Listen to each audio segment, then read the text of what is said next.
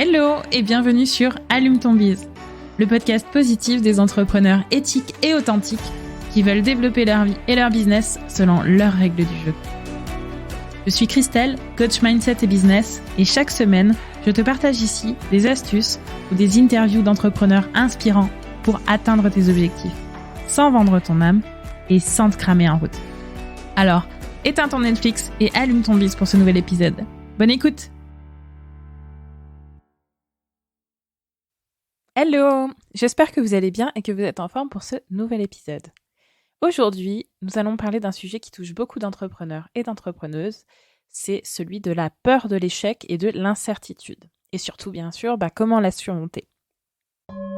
Alors, dans un premier temps, déjà, pourquoi avons-nous peur de l'échec et de l'incertitude ?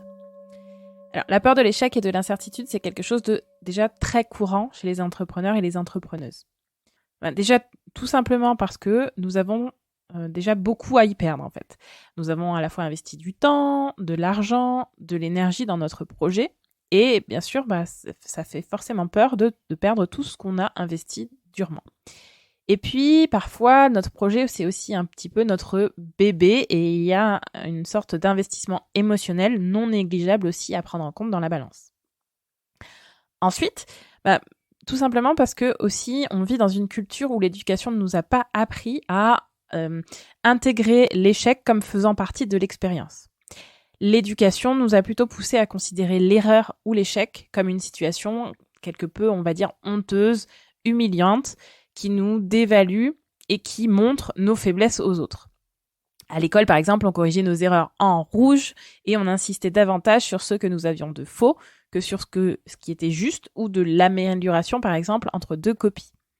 Et si on passait au tableau pour donner une mauvaise réponse, il est possible que nous ayons eu, par exemple, des moqueries d'autres enfants et que cette situation ait été marquante, en fait, pour nous et nous a construit, en fait, sur quelque chose un petit peu de biaisé par rapport à l'apprentissage de l'échec ou de l'erreur.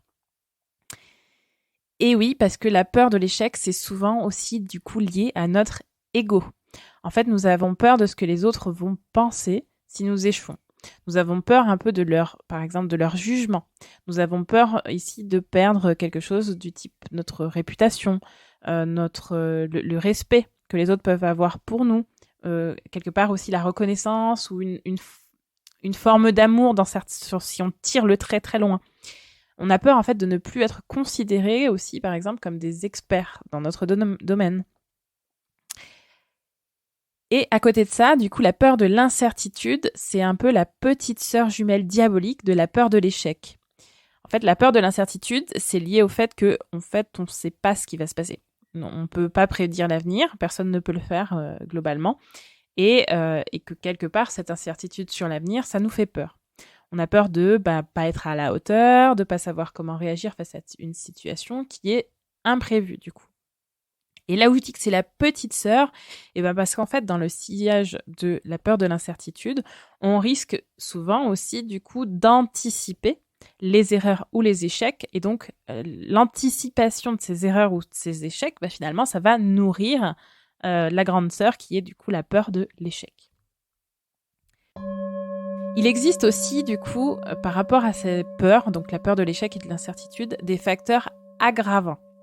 Des facteurs qui vont faire que, finalement, face à la peur, en fait, on n'est malheureusement pas tous égaux. La peur peut, du coup, avoir plus ou moins de prise sur nous selon qu'on vit certaines situations qui aggravent l'emprise de cette peur. Je vais vous donner quelques exemples, quelques facteurs qui peuvent rendre la peur plus présente et plus forte pour vous si vous vous reconnaissez, par exemple, dans ces cas-là. C'est pas exhaustif, il y en a d'autres, mais c'est simplement pour vous montrer un petit peu des éléments qui peuvent faire que, justement, ces peurs-là peuvent avoir plus d'emprise sur vous que sur d'autres personnes, peut-être. Donc, il y a, par exemple, l'hypersensibilité. Une personne hypersensible, comme son nom l'indique, va être plus sensible que la moyenne. Donc, ça veut dire qu'elle va vivre les émotions liées à ses peurs de façon plus accentuée que d'autres personnes. Les personnes HPI aussi. Les personnes HPI, elles ont une conscience en fait bien plus aiguë que les personnes normaux pensantes de tout ce qu'ils ne connaissent pas. Et donc, du fait qu'ils aient cette conscience de tout ce qu'ils ne connaissent pas, ça peut les amener à avoir une vision, en fait, plus écrasante des risques et des incertitudes qui pourraient, en fait, le conduire à l'échec. Les personnes anxieuses aussi, de façon générale, peuvent être aussi plus à même de subir ces peurs-là. Il y a aussi, du coup, par exemple, les perfectionnistes qui, eux aussi, vont d'abord voir en fait tout ce qui ne va pas avant de mettre l'accent sur ce qui fonctionne, par exemple. Et il y a également, par exemple, les personnes qui manquent de confiance en elles.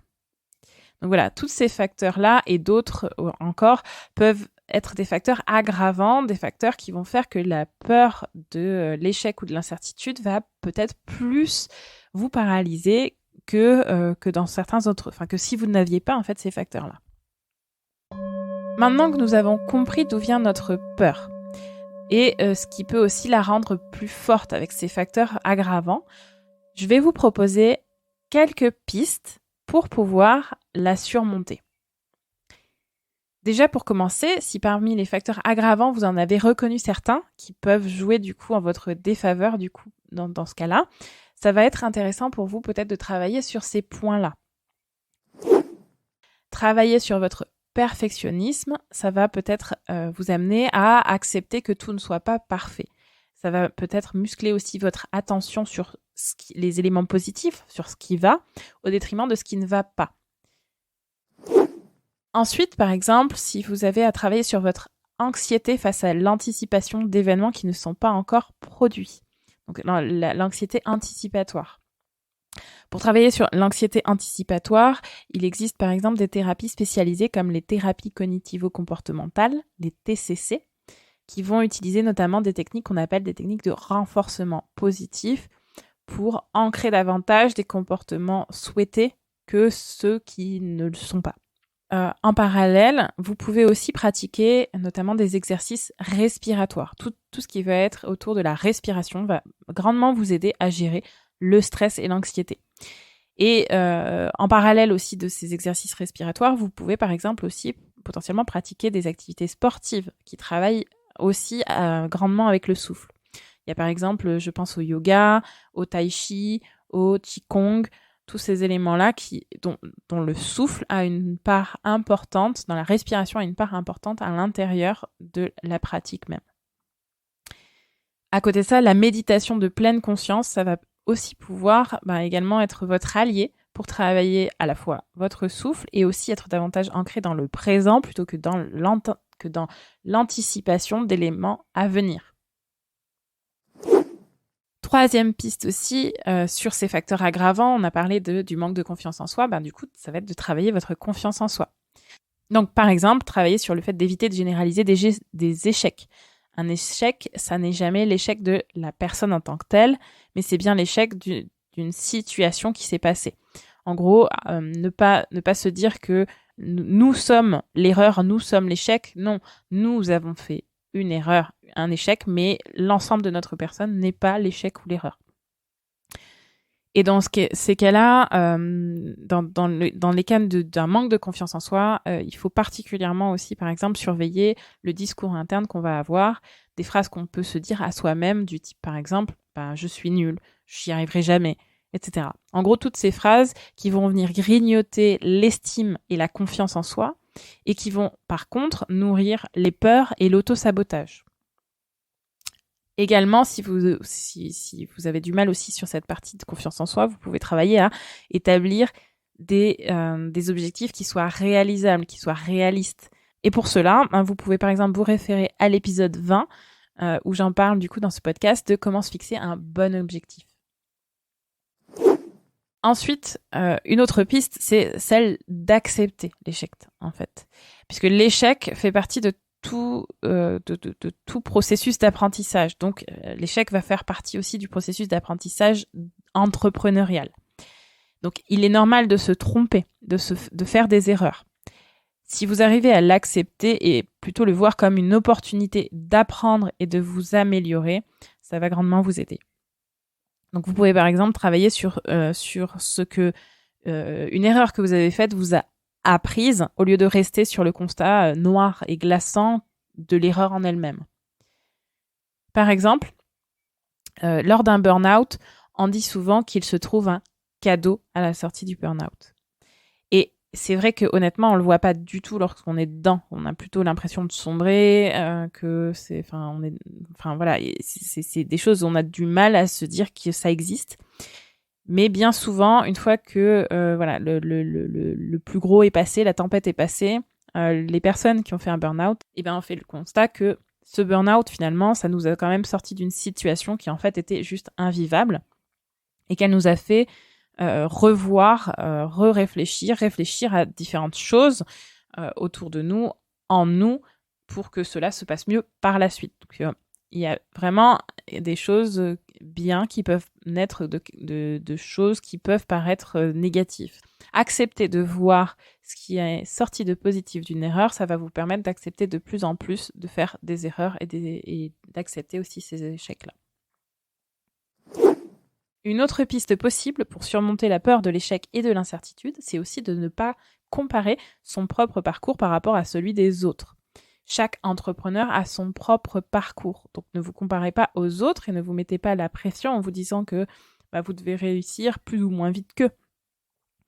J'en ai parlé juste avant, vous avez bien vu que par exemple il y avait des facteurs aggravants.